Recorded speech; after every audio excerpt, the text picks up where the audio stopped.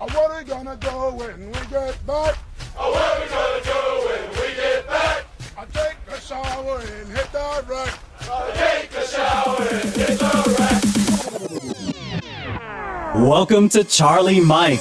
If you're a combat veteran with an entrepreneurial bug and want to know what highly successful combat veteranpreneurs are doing to transform their sacrifice and experience to create their visual reality, then this is dedicated to your inspiring and fulfilling future. And now your host, Dwayne Paro. No way, gotta run, feet, lots of fun. Invest in Yourself ebook is my free gift to you for listening to the show and becoming part of the CO Nation. To receive your free gift, please go to landmarklifecoaching.com. Thank you for joining us on this episode. There are so many veterans with the core strengths to become successful entrepreneurs and continue to make a huge positive impact on our country. Here we highlight the amazing successes of combat veteranpreneurs. Combat veterans, for the purpose of this show, are soldiers, sailors, Marines, and airmen who have served the United States in wars, campaigns, and in theater, on foreign soil, or hostile waters. Our guest today is Jim Raschella. Jim is a Marine Corps veteran from Syracuse, New York.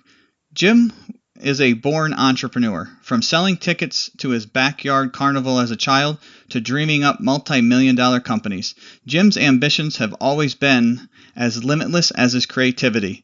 After graduating high school in 2004, Jim joined the Marine Corps Reserves. After separating from the Marine Corps, Mark pursued a career in law enforcement, and he began working on a degree in business. In 2013, Jim's idea for his entrepreneurial endeavor became obvious. He partnered with a fellow officer familiar with the challenge his business would address. Jim and Mark created Off Duty Blue. Jim serves as Off Duty Blue's Chief Executive Officer.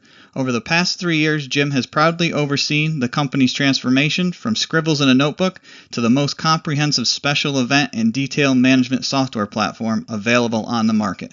All right, Jim, thank you for being a guest on the show. My pleasure. Happy to be here. Yeah, I'm excited to have you tell our loyal listeners all about your journey from a combat veteran to a successful entrepreneur. But before we get into your entrepreneurial experience, can you please give our audience an overview of your military experience? Sure. So I joined the Marine Corps in 2004, directly out of high school. I was actually contracted to be a 1812 tank crewman, and I was super pumped to drive tanks for a living, and I thought it was going to be, that 120 millimeter heat round. Who can say no to that? So I remember I was in boot camp and I got a letter from home saying that I had joined in the reserves. There was a reserve unit in Syracuse, New York, and I had received a letter from home saying that the unit was switching from tanks to infantry. So of course, young nervous recruit, I asked my drill instructor what was going to happen to me, and he said, "Well, you're going to go to war. You're you're in infantry now. You're going to go to war. You might die." So that was that was kind of the introduction that I got into the infantry world. But actually, graduate boot camp, went to School of Infantry at Camp Geiger, and I honestly would never trade that for anything in the world. I've done some joint training with tanks, and those things are still very, very cool.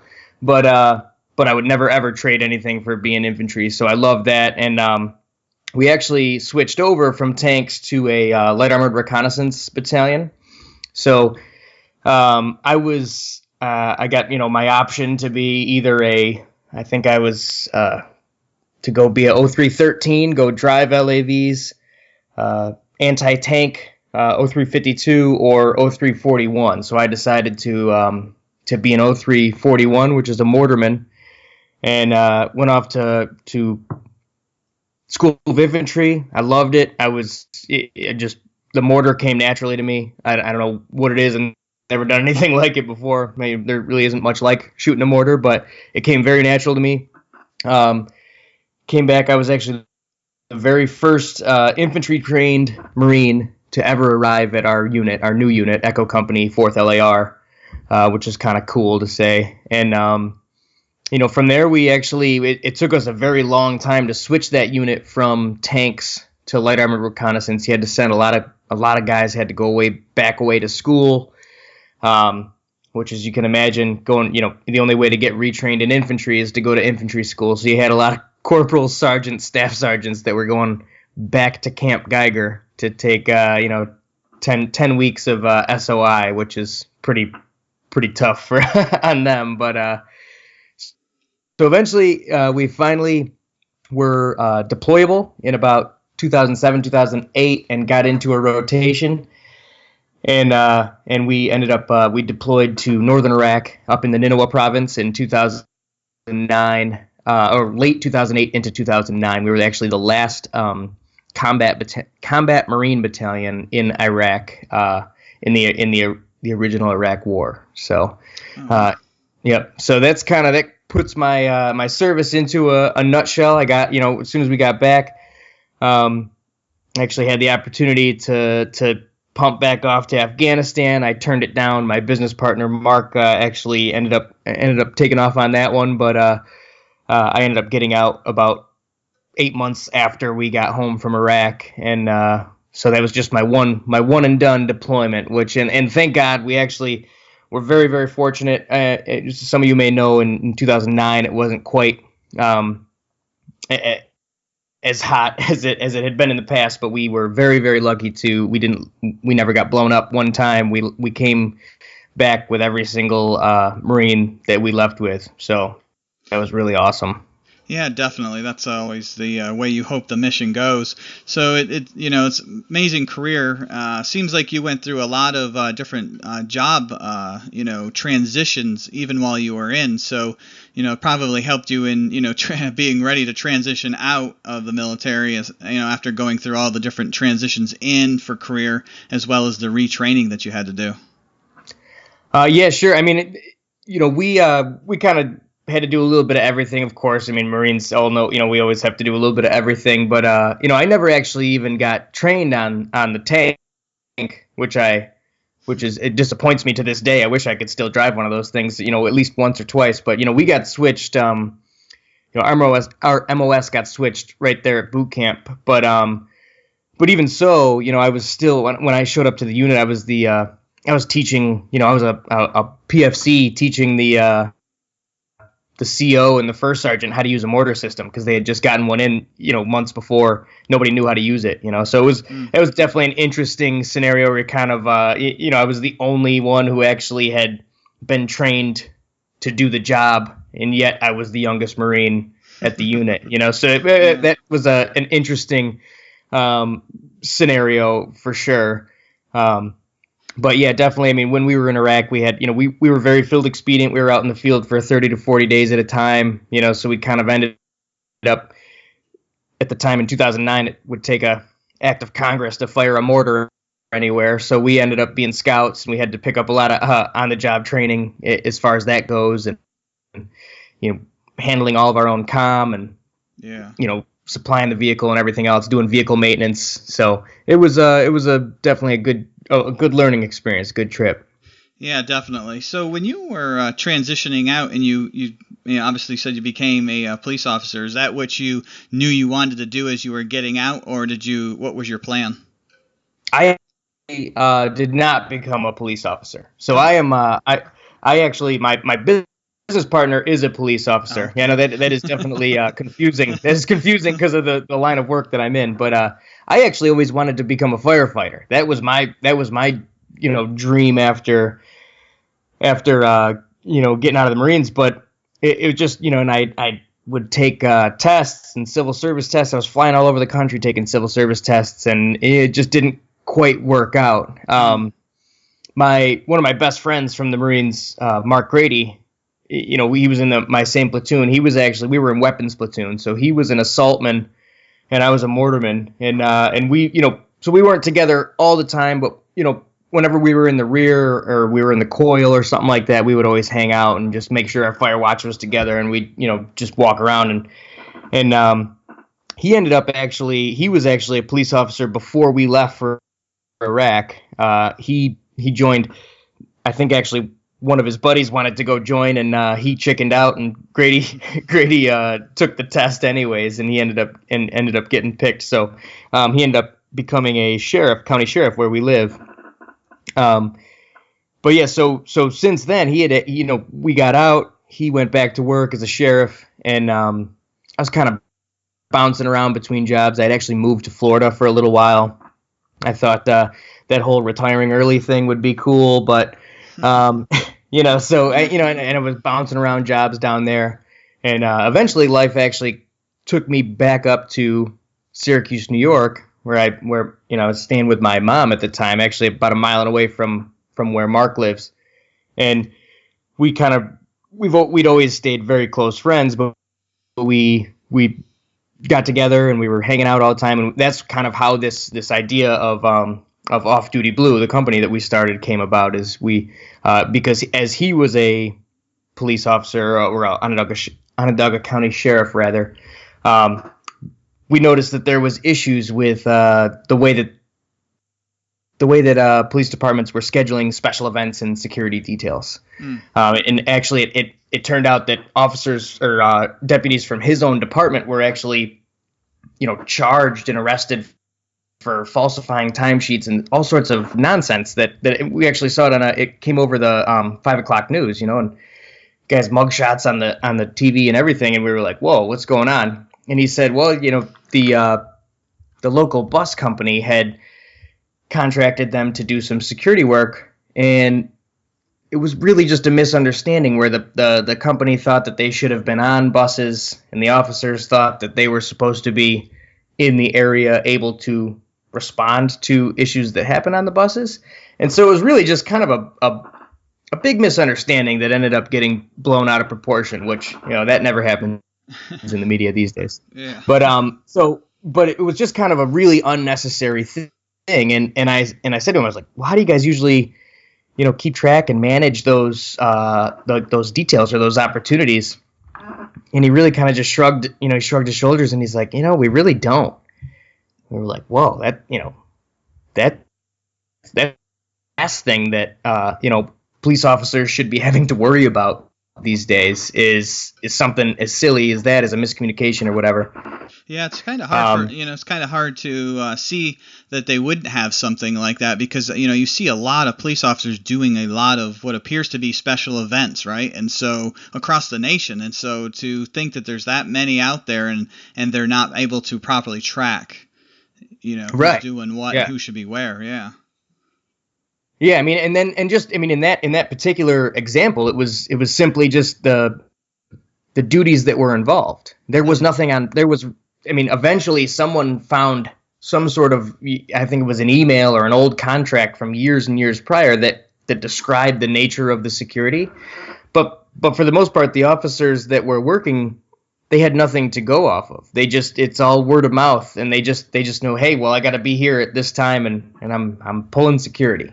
So the idea that just that lack of communication is really it's dangerous for the officers, for the department, for the bus company, for everybody. There really should be a paper trail of these things, and so we actually we started looking into that, and it was literally not even a entrepreneurial endeavor at first. It was more of a curiosity, like, holy crap, there's got to be something that handles this, and we saw there was a couple solutions out there, and we just really weren't satisfied with them. And after we probably brainstormed this for a good, 6 months to a year, and it just always seemed to come back up, and we eventually did some customer discovery and talked to a lot of departments and realized that this was a pretty common scenario that could be pretty easily fixed. And that's how we started development of a cloud-based application that would just basically take that bulletin board or clipboard that is being used in 75% of the departments and digitalize it so that there's an actual paper trail and detailed records that come along with it.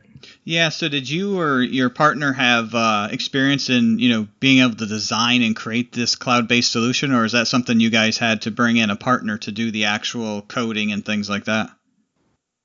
Yeah, we can barely check our email, so we're absolutely not qualified for any of that. No, that was the funniest thing, is that for months, and that's probably why it took so long to to brainstorm this. But for months, there's notebooks and notebooks just filled with scribbles and charts and diagrams, and we would always say, "Man, if only we knew how to code, we'd be freaking golden right now," And it got to the point where it was like, okay, well, if we really want to do this, if this is more than just, having a couple beers and dreaming, we're going to need to bring someone in to actually, code this thing and support it and everything else. And we got hooked up with a really, really awesome company out of Detroit, Michigan, called Proactive Solutions, and we just a very favorable kind of a month-to-month, hour-by-hour deal. They worked with us really closely, and we developed our MVP. It was that was when we really committed. It was like, okay, we're going to spend some money on this thing, and this is going to happen. And those guys are great. We're still in contact with them now, and they're definitely available to, as we need to support it further and whatnot. But then actually, once we had a working product, and it was a little bit easier to walk people through our vision and kind of, explain what was going on, we actually brought on Ryan Andriotta. He's based out of Rochester, New York, and he's worked as a senior software architect in a million different scenarios, from small startups all the way to multi-billion-dollar technology companies like Xerox, and he's developed stuff for the United Way and worked for major pharmaceutical companies and whatnot. And he's actually come on as a part-time CTO, and he's really taken control of everything that's technology. So us jarheads don't start tapping into things and mess it up. So we leave that to him, and he's done a really, really good job of really straightening out our tech. I mean, I think when we first, before he came along, I would easily tell you that was the weakest part of our business. And right now that he's with us, I would easily tell you that that's the strongest part of our business. So yeah, and as an entrepreneur, that's absolutely what you need to do, is identify those areas that's not your strong suit and find that person that is, so that you can take it to that next level. Because what some entrepreneurs will do is they'll sit in that rut and say, man, I got to learn how to do this, and they try to learn it, and they're already leagues behind those that are already qualified, and they just slow their business down rather than investing in somebody like you guys did and being able to accelerate the growth and get a great product out there right out of the gate. Yep, absolutely. Yeah, I mean, that's and a lot of, I think the biggest one, and even we battle with this ourselves, is marketing. And some of these finer tuned social media marketing, it's like, hey, well, I have Facebook, I could probably do that, and it's really, you need a professional to do it. It's just, there's no time to learn it and then do it. Yeah, there's people out there. Yeah, that's a great point. And we're going to go ahead and take a quick commercial break. And when we come back, I want to get into that discussion a little more with Jim on what they're doing for marketing and how they're able to get into their product into these various police departments. So we'll be right back. Landmark Life Coaching's vision is to be the nation's premier coaching partner for inspiring and empowering those in transition. They partner with courageous groundbreakers and transitioning veterans to create fulfilling and empowering futures that they desire. They have partnered with various entrepreneurs and transitioning veterans to leverage their core strengths and implement the framework for the future they always dreamed of. Could you or anyone you know benefit from a success partner to bring clarity to your future or their future? If so, please check out landmarklifecoaching.com for more information and charliemikepodcast.com for the Charlie Mike Podcast, showcasing the successes of combat veteranpreneurs. Okay, we are back with Jim Raschella from Off Duty Blue. We were just talking before break about their efforts that they have going on towards getting their product properly marketed rather. And so, Jim, can you kind of walk us through some of the things that you guys have found very useful in, strategies or tools or ways that you are marketing your product? Yeah, sure. Well, I mean, the little that I know about, I mean, that's definitely one of the main areas that we're hammering on right now, as far as bringing in some outside people, get as much information as we possibly can, because so our target market, our ideal target is a high level law enforcement or public safety administrator.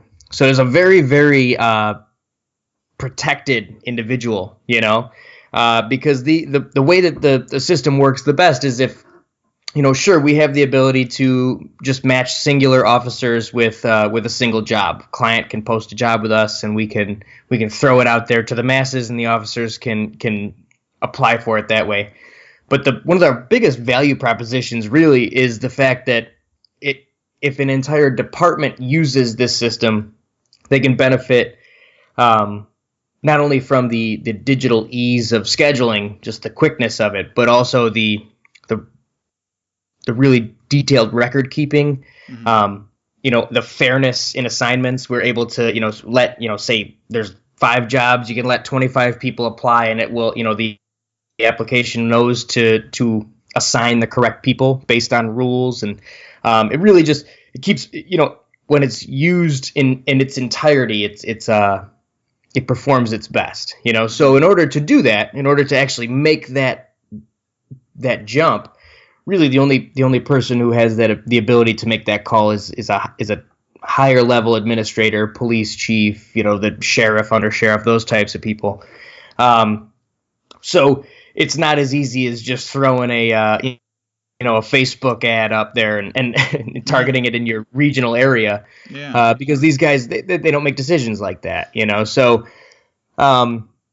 definitely, I mean, one of the things that we've been doing is we've been talking to some outside sources and really trying to come up with some creative outside the box ideas to just to create a little bit of buzz, a little bit of awareness. Scheduling isn't the sexiest thing in the world, so it's not we're not as fortunate as some of the really successful companies that are out there marketing apparel or a new tactical gear. I mean, man, I could think of a million awesome videos to create, that features like a new tactical weapon or something like that, or whatever. So it's a little bit tougher for us to be a little bit creative on that front. But we've been trying to we make a lot of appearances to expos, conferences, industry places like that, and then doing some running some banner ads and email campaigns with your law enforcement related forums and websites like officer.com or Police One. So that's kind of the direction that we're heading. But yeah, I mean that's the biggest hurdle, is getting it out there. Yeah, definitely. As an entrepreneur, that marketing is one of those biggest hurdles that we face as entrepreneurs, because like you said, it depends on the space you're in. Some spaces seem that much more intuitive or easier, or like in your case, it's more of boots on the ground to have that inside hot lead to the senior officials to be able to showcase your product. And That's something you can't just throw out on the internet and do, right? You've got it's much more complicated than that. Yeah. Yeah, I definitely see that with different businesses, conferences and expos, and to some extent for industries, they've kind of become, less needed for the marketing and sales aspect, because the product or the service it fits so well with online social media. But some products like yours don't, right? You have to be able to demonstrate and showcase to the senior officials directly, because they're the decision maker and they're the ones that you ultimately need to decide, okay, I want this for my organization. It's not like right. I want this for a part of my organization. This is what we're going to do. And so, yeah, I can definitely see where that would be a little bit of a struggle in that way to grow. So, For others that are aspiring to be entrepreneurs, either in a product or service area, what do you think has been really instrumental so far in the success of what you and Mark have going on? That could be, a tool you used or anything in particular you've done that, just kind of really stands out in your mind as, I'm really glad we did X because it's either propelled to growth or it's made us more visible or whatever. Sure. Yeah. I mean, I think, you always hear it's practically become a buzzword nowadays is the fail fast, and, I can't even tell you how many ideas Mark and I had before Off Duty Blue came along, and then even when that came along, it was almost by accident. It was just like, oh wait, whoa, hold on, wait a minute, we could do something here. But yeah, I mean, really, as an entrepreneur, you're in love with your idea. I mean, even we are in love with our idea, and then occasionally you hit a department that says, nah, we don't need that, and we're like, wait, what do you mean? Yeah, we need that, and it just, but you really need to try to fail fast and play devil's advocate. That's what we do really, really well to each other, is just, and it almost seems mean sometimes if someone comes up with an idea and you just cut it down or whatever, and it's not malicious. It's just, this is what the customer is going to do. And whether they do it to your face or in their head, they're just going to cut you down. And it's not even, it's not malicious. It's just, it's just human nature to, one of the things that constantly, we don't charge the police departments anything to use our service. We actually pass on that fee to the client. But often, you'll talk to someone and say, "Oh, it's 100% free," and they're like, "Oh, yeah, right, nothing's free." So you just have to be ready for those objections and definitely play devil's advocate and try to really vet your idea before you go dumping a whole bunch of money into it. That's for sure. Yeah, I think the leg up that you guys have is you're clearly addressing a known issue, right? It's when you're trying to create an issue to address. Right.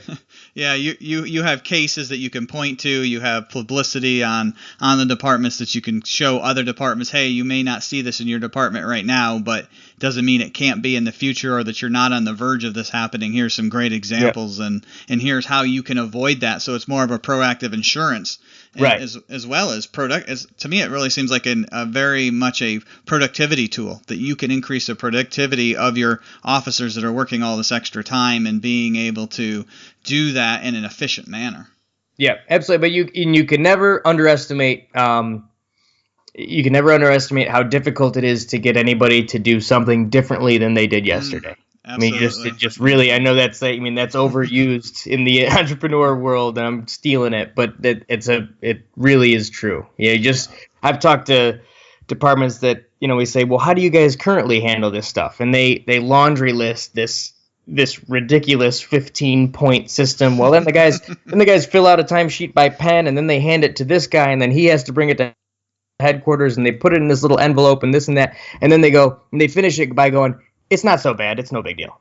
And it's right. And it's really hard to say, yes, it is a big deal, because that's how they do things. That's normal for them. So, technology is changing, even the biggest industries that we thought were unchangeable, so, but it's tough to be the bearer of that news sometimes. So.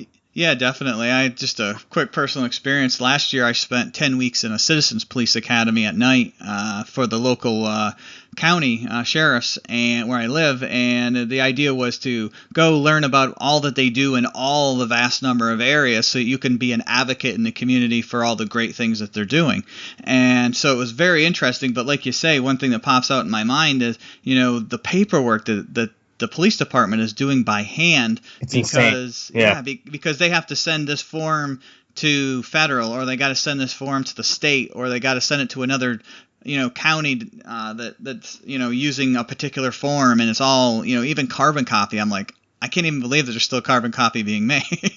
It's amazing. We always joke that if we were to try to start this company in any other industry than municipalities, we'd too late. And it's just, and that's true. I mean, that there's, so but a lot of the technology that is around for surrounding industries, just it doesn't translate so well to the public safety. So we're kind of really trying to pinpoint the public safety issues that they're experiencing, and use technology to solve them, but also without taking any sort of oversight or control away from the administrators of the department. Right. And that's the most important thing. Yeah, you guys are definitely, and it's kind of, odd to hear this in this day and age, but you guys really are on the leading edge of technology for an industry such as, Right. such as law enforcement. I mean, I've seen it, like I said, firsthand, and I was really surprised. And again, yeah, like you said, some of the, older cops that are used to it are like, it's just what we do. And the newer ones coming in out of the academy are like, they're biting at the bit to get, some kind of technology to use and cut down on the paperwork that they have to process. I went on a ride along with one officer, and he did a drug bust from a vehicle. And I mean, I watched him fill out all the paperwork just to submit the drugs for the court case. And I'm like, wow. I mean, he just sat there forever. Instead of being out on the street getting the next one off, he's in there filling out tons of paperwork. So, Yeah, it's really crazy. Yeah, I mean the amount of paperwork and the duplicate of duplication of work that happens is really common in that in that industry. So, but really, I mean, we just want to. Our biggest thing is we're veteran and law enforcement owned. Like my partner Mark, I mean he works the night shift, so his biggest thing was. A lot of times, most common way that these jobs end up going out is either a bulletin board back at headquarters or a mass email. Well, if the job comes out at noon and he gets off of work at 5 or 6 o'clock in the morning, doesn't wake up until 2 or 3, he never even got a chance. He didn't even get a chance to throw his name into that hat. So that's kind of like one of our that's our biggest things. We just want to even the playing field, give everybody a fair shake at trying to supplement their income. These guys work really hard. They work really, really hard, and it's a thankless job, and we just think that this is one thing that they shouldn't have to be worrying about. This should be a no-brainer. So that's what we're trying to do. Yeah, definitely. You guys are doing an amazing job for these guys. So this has been an amazing conversation here, and as we're running out of time, I'd like to give you an opportunity to let our listeners know how they can get in contact with you or learn more about your business. Sure, absolutely. You can check us out at www.offdutyblue.com. We are also on Facebook and Twitter. We also, if you, I think you can give us a call at 1-844-550-BLUE, and those are the best ways to get a hold of us. Appreciate it. Great, yeah. Thank you again for being on the show, and most importantly, thank you for your service to our country. Hurrah! Thank you very much for having me. I appreciate it. Remember, loyal listeners, we are the home of the free because of the brave. Thank you for tuning in to Charlie Mike Podcast with Dwayne Paro. Our objective is to bring successful veteranpreneurs to help inspire and provide insight into what helped them become successful, with the hopes you can take away various strategies you can implement in your entrepreneurial journey. Visit us on iTunes, leave us a rating and review, and let us know what you thought of the show. Thank you for tuning in, and we'll see you next time. Hoorah!